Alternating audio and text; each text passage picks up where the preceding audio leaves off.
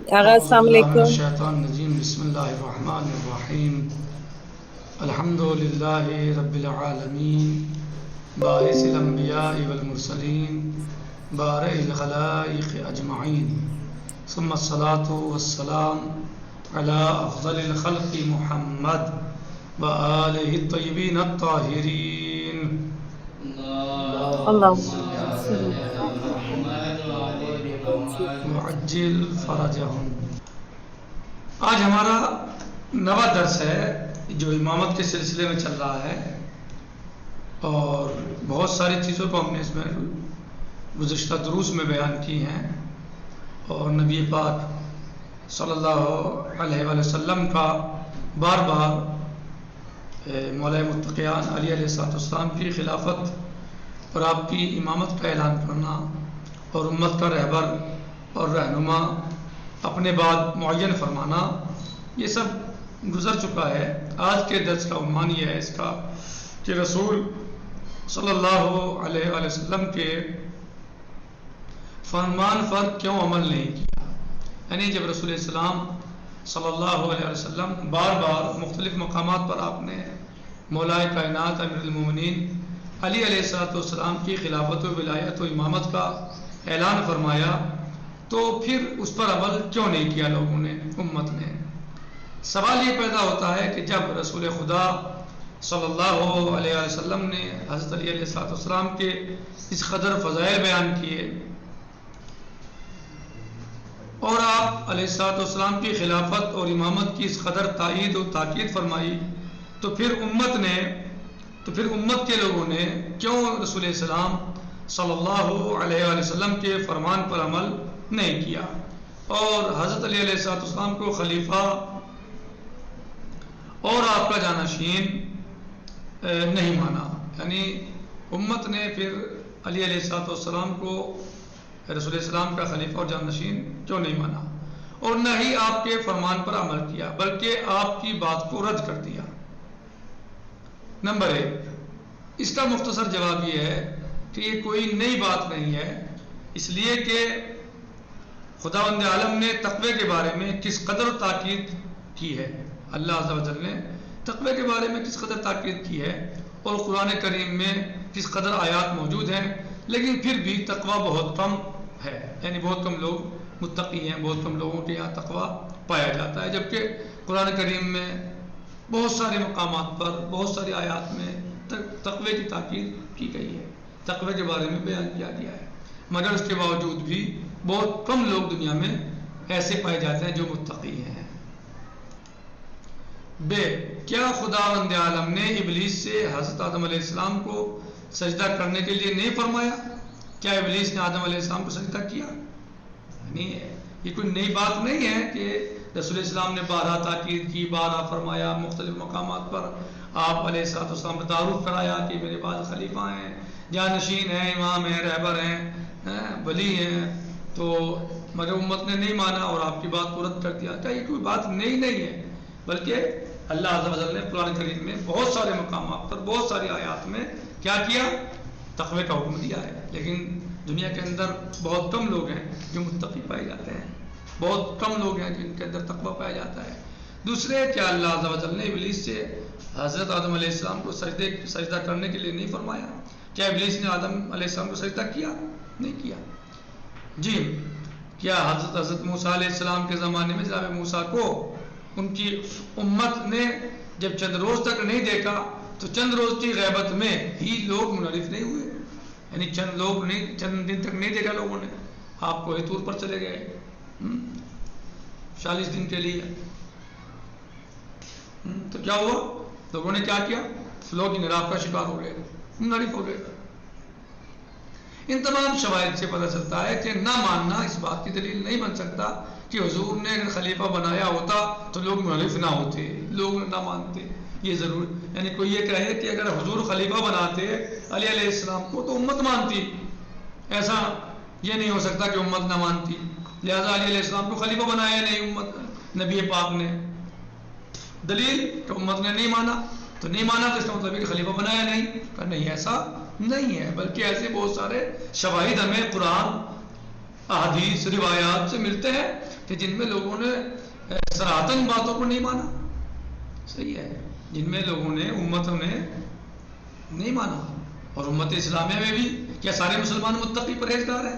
کیا سب مسلمانوں میں تقویٰ پایا جاتا ہے؟ کیا سارے مسلمانوں نے تقویٰ اختیار کر لیا؟ نہیں. جبکہ قرآن نے بار بار اس کی طرف اشارہ کیا, اس بات کو سمجھایا, بارہا کہا تقویٰ اختیار کرو, تقویٰ اختیار کرو. لیکن کیا سارے مسلمان متقی ہیں؟ کیا سارے پرہیزگار ہیں؟ ان میں کوئی جھوٹ نہیں بولتا, کوئی شراب نہیں پیتا, کوئی جو ہے مثلاً جو ہے گناہ نہیں کرتا, سب متقی ہیں؟ نہیں, بلکہ بہت سارے لوگ ایسے ہیں جو متقی نہیں ہیں. بہت بڑی مقدار ہے امت مسلمہ کی جو متقی نہیں ہے, مسلمان ہیں لیکن متقی نہیں ہیں. تو یا جناب موسیٰ علیہ السلام کی امت اور قوم کو دیکھو, 40 دن کے لیے غائب ہوئے تھے, امت انحراف کا شکار ہو گئی, امت منحرف ہو گئی, گوسالے کو پوجا شروع کرتی مثلا. تو ان تمام شواہد سے پتہ چلتا ہے کہ نہ ماننا اس بات کی دلیل نہیں بن سکتا کہ حضور صلی اللہ علیہ وسلم نے اگر خلیفہ بنایا ہوتا تو لوگ منحرف نہ ہوتے. نمبر 2, حضرت علی علیہ السلام سے جن لوگوں کو دیرینہ کینہ و بغض تھا, اس کی وجہ سے بھی علیہ السلام کی خلافت اور جانشین کو قبول نہیں کیا گیا. نہیں کیا. جن کو بغض تھا, جن لوگوں کو علی علیہ السلام سے عداوت تھی, دلی اور بغض رکھتے تھے, تو وہ بھی وجہ بنے قبول نہ ہونے کا, کیونکہ انہوں نے پروپیگنڈے کیے, انہوں نے پوری طاقت لگا دی, زور لگا دیا کہ امت نہ مانے اس بات کو. اس لیے کہ جنگوں میں کوئی جنگ ایسی نہیں تھی کہ جس میں حضرت علیہ السلام نے دشمنان اسلام کو قتل نہ کیا ہو, اور قتل ہونے والے کا کوئی نہ کوئی قرابت دار اور رشتہ دار ہوتا تھا. کسی کا باپ قتل ہوا تھا تو کسی کا بھائی, کسی کا چچا تھا تو کسی کا بھتیجا. اس وجہ سے لوگوں کو حضرت علیہ السلام سے عناد تھا, اور بعد رحمت رسول اکرم صلی اللہ علیہ وسلم لوگوں نے عناد میں اور اضافہ, لوگوں کے عناد میں اور اضافہ ہو گیا. اس لیے وہ افراد کے جو مصلحتاً منافقانہ رسول خدا صلی اللہ علیہ وسلم کے ساتھ لگے ہوئے تھے یا لگے ہوتے تھے, انہوں نے لوگوں کو زیادہ بھڑکایا, اور منافق لوگوں کے بھڑکانے ہی میں فائدہ تھا. اور ایسا ہی ہوا کہ بھڑکا کر فائدہ اٹھایا اور اسلام میں ایک بڑا خلل پیدا کر دیا. یعنی جن لوگوں کو یہ تھا, ظاہر ہے وہ مجبوری میں اسلام, یعنی انہوں نے دیکھا جب کمزور پڑ گئے, کچھ اٹھ نہیں رہا ہے, تو اسلام قبول کر لیا. اور اسلام قبول کر لیا تو وہ دل سے تو مسلمان تھے نہیں, بہت سارے لوگ منافق تھے, صرف اسلام کا اظہار کرتے تھے. تو انہوں نے جو ہے وہ ان کے دلوں میں بغض تھا مولا علیہ السلام. تو ٹھیک ہے, اسلام سے باہر تو ہم نہیں ہو سکتے, اسلام میں ہے, لہٰذا اسلام میں رہ کے اس شخص کو نقصان پہنچاؤ, اس ذات کو نقصان پہنچاؤ. یہ رسول جو ہے خلیفہ بنا کے ہیں, ان کو خلیفہ نہ بننے دو مثلا, جو ہے ان کو پاس حکومت نہ آنے دو, ان کو پریشان کرو مثلا. نمبر 3, یہ وجہ تھی کہ تمام کو معلوم تھا کہ حضرت علی علیہ السلام امام عادل ہیں. یعنی یہ وجہ تھی. تیسری وجہ کیا, کہ سب کو معلوم تھا کہ علی علیہ السلام امام عادل ہیں, اور عدالت کے خلاف عمل نہیں کریں گے. جس کا جو حق ہے وہی دیں گے. وہاں کوئی چاپلوسی نہیں چلے گی, وہاں کوئی رشتہ داری نہیں چلے گی, دوستی نہیں چلے گی, کچھ نہیں چلے گا. جس کا جو حق ہے وہ ملے گا. اور یہ بات خلیفہ سوم کے قتل کے بعد والے واقعے سے روشن ہو جاتی ہے کہ قتل عثمان کے بعد کچھ لوگوں نے حضرت علیہ السلام کی بیعت کر لی. اس میں طلحہ و زبیر پیش تھے.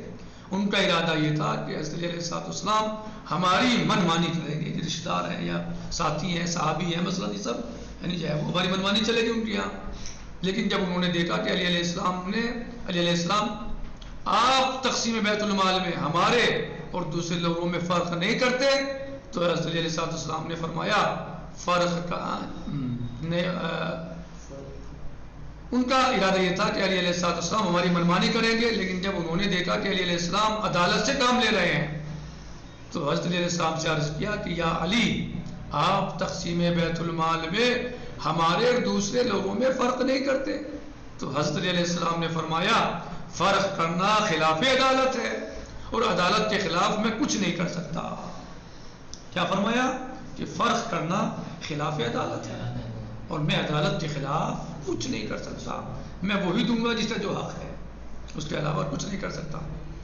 پھر عرض کیا کہ آپ ہم سے مشورہ نہیں کرتے. آپ علیہ السلام نے فرمایا کہ جہاں پر حکم خدا اور رضائے خدا کو نہیں پاؤں گا تم سے مشورہ کر لوں گا. پھر ان لوگوں نے حضرت کی بیعت توڑ کر جنگ جمل کے لیے حضرت عائشہ کو تیار کر دیا. یعنی پہلے بیعت کرنے میں پیش رہے, بیعت کی, اور جب یہ باتیں سب نہیں سنوائی ہوئی تو پھر کیا کیا, جنگ جمل تیار کر دی, جنگ جمل میں آ گئے. اور آخر میں جنگ جمل ہوئی حضرت علی علیہ السلام کا عادلانہ عمل کرنا بھی لوگوں کی دوری کا سبب بنا، کیونکہ کچھ افراد پر نفس غالب آ چکا تھا اور وہ یہ چاہتے تھے کہ جو ہم چاہیں وہ ہو، اور ان کو یہ بھی یقین تھا کہ حضرت علی علیہ السلام ہماری مرضی کے مطابق کوئی عمل نہیں کریں گے، بلکہ وہ کریں گے جو رسول خدا صلی اللہ علیہ وسلم اور خدا کا حکم ہوگا اور خلاف عدالت نہ ہوگا، اور اس طرح ہمارا مقصد پورا نہیں ہو سکتا۔ لوگوں نے انہی اسباب کی بنا پر رسول اکرم صلی اللہ علیہ وسلم کے فرمان پر عمل نہ کیا، اور جس کو رسول خدا صلی اللہ علیہ وسلم نے نصب کیا تھا اس کو بھی نہ مانا، بلکہ اپنی مرضی اور نفس کی خواہش کے مطابق تبدیلی پیدا کر دی اور کسی دوسرے کو چن لیا اور اس آیت کے مصداق قرار پائے۔ بسم اللہ الرحمن الرحیم، والذین یؤذون رسول اللہ لہم عذاب علیم۔ اس سے رسول اللہ صلی اللہ علیہ وسلم کے لیے کون سی عزت بڑی ہو سکتی ہے؟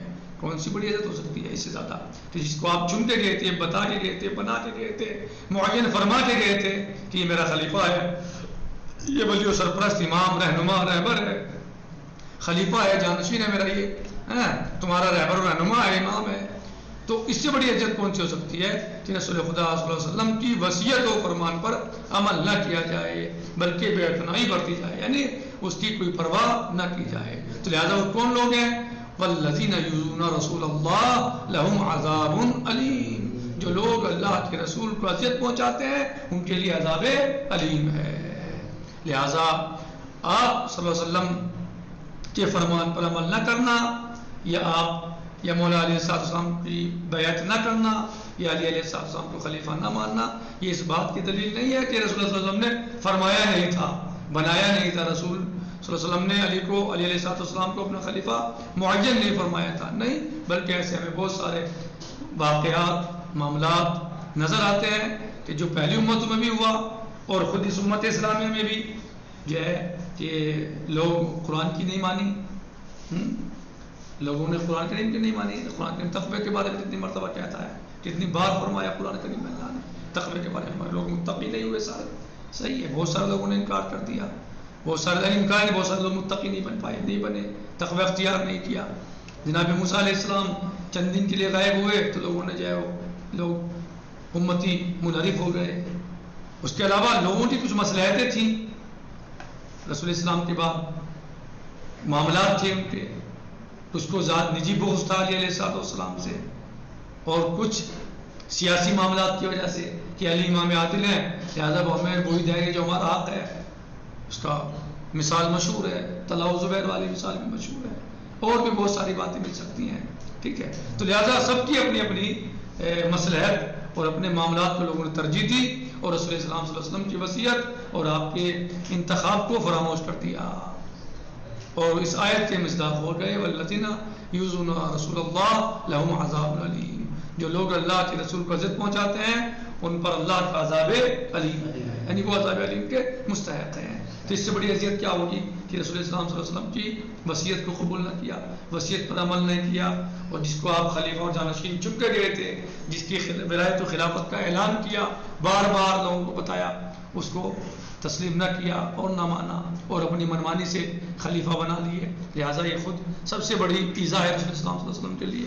لہٰذا نبی پاک نے تو علی علیہ السلام کو خلیفہ معین فرمایا ہے، مقرر فرمایا ہے، اعلان کیا ہے، بار بار بتایا ہے لوگوں کو، لیکن لوگوں کے بہرحال اپنی مصلحتیں ان کے سامنے آ گئیں، جو ان کی خواہشات نفسانی ان کے دین پر غالب آ گئیں، اور رسول اسلام کے حکم پر ان کی خواہشات غالب آ گئی اپنے اوپر، تو انہوں نے اپنی خواہشات کی پیروی کی اور رسول اسلام کے وصیت کو بالائے طاق رکھ دیا۔ الحمدللہ رب العالمین، والسلام علیکم ورحمۃ اللہ تعالی وبرکاتہ، فی امان اللہ، خدا حافظ۔